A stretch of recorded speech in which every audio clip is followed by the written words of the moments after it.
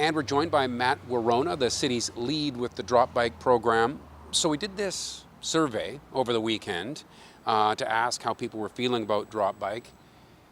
And it's pretty rare for us to ask any question and get 92% approval. Are you surprised that such a high percentage of people would be saying, yes, continue with a program like this?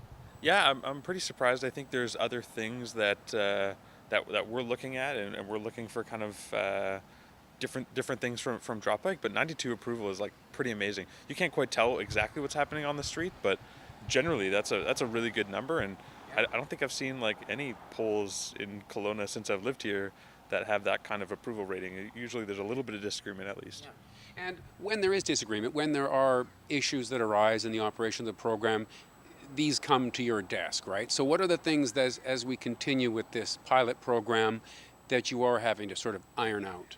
I think some of it is just helping people understand why we're doing this, how it works, and a little bit of the rationale around certain different elements. A lot of people are kind of concerned about people not wearing helmets, or concerned about the way the bikes are parked, maybe near their property, and those kinds of things, and helping people understand what the actual service does for a transportation option in the city, and what the benefits are compared to some of the seemingly drawbacks for them at least. Yeah, we saw some people saying, oh, there should be dedicated places to put the bikes. Well, there are.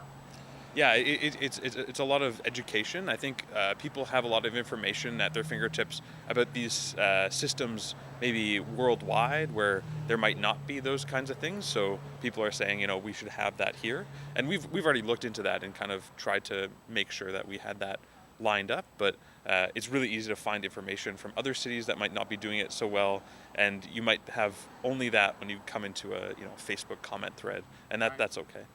One other little thing that comes up in terms of a critique out of our respondents is that some people find that they're too hard to pedal. Have you been hearing that from some people? They're harder to pedal than regular bikes. The challenge is you've got this situation where the bike is meant to stay outside for about 2 years and be virtually maintenance free, and that means that all the parts have to be a little bit more robust, maybe a little bit heavier.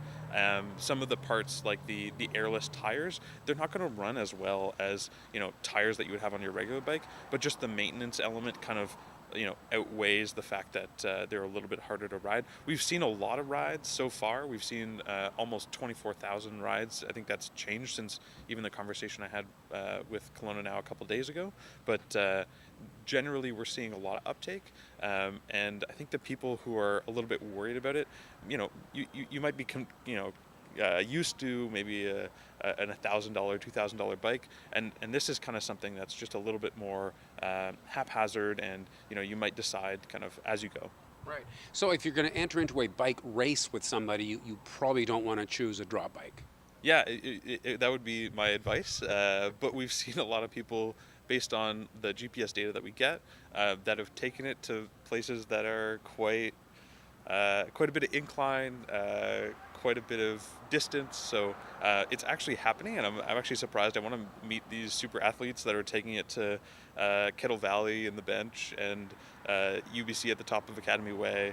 That seems like a pretty far way to go, but it's interesting that there's some people who are kind of like a little bit worried about the kind of the exertion that you put into it, and we're thinking about those things, and Dropbike's thinking about those things as it looks to maybe electrify the fleet in the future, so that you don't have that anxiety over how much effort it's going to be to get to where you're going. Right.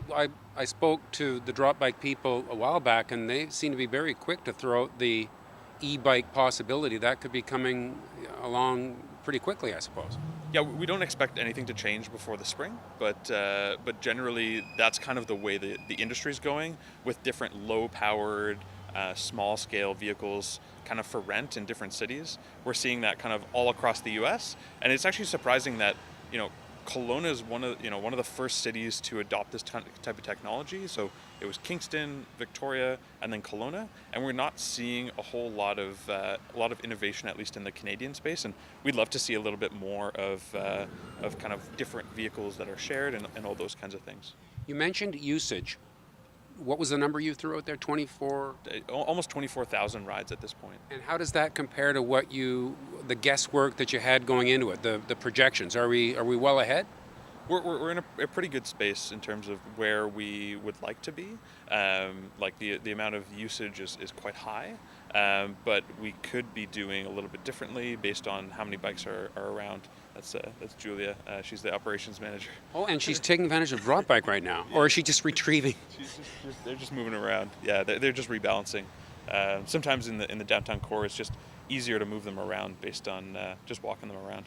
So I went up with you that day, and we proved that they are virtually idiot-proof, getting the app to work. But is that still a barrier? People look at it, oh, I got to get an app, and then just keep on walking. Is there any way to make that smoother and easier for people? Yeah, if you look at from when we did that, we had that conversation to now, there have probably been like 5 or 6 app updates that clarify things, that add really clear, frequently asked questions, so you kind of don't get lost within the app, so you understand what you're looking at.